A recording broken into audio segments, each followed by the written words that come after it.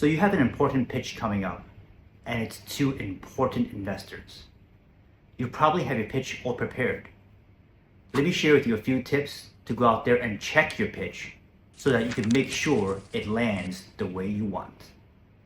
Rule number one, look at your pitch content. Who is it more about? Is it about yourselves or is it more about the audience?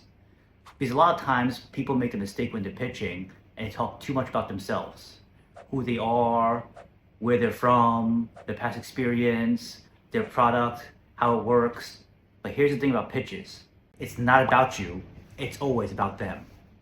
Yes, you talk about your product, you talk about your offering, but you talk about it in a way that the audience can easily relate to. Use scenarios which they have encountered, situations which they will endure, or maybe give them examples which they can easily envision. When a pitch easily resonates, they spend less time thinking about things which they have to imagine and more focused on what you're saying. Tip number two, in your content, are you talking about the product or are you talking about the value? Now I know, and you know, that everyone buys value over anything. So how do you make sure that your pitch is talking value? Ask yourself one important question. So what? So what?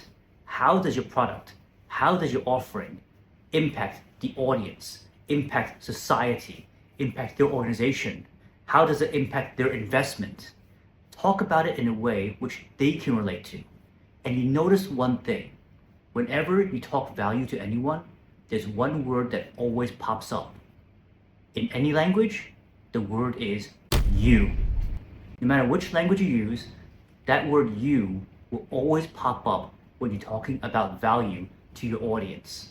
So ask yourself that question. So what? What is the value? How is this going to help my audience get any kind of gains, benefits?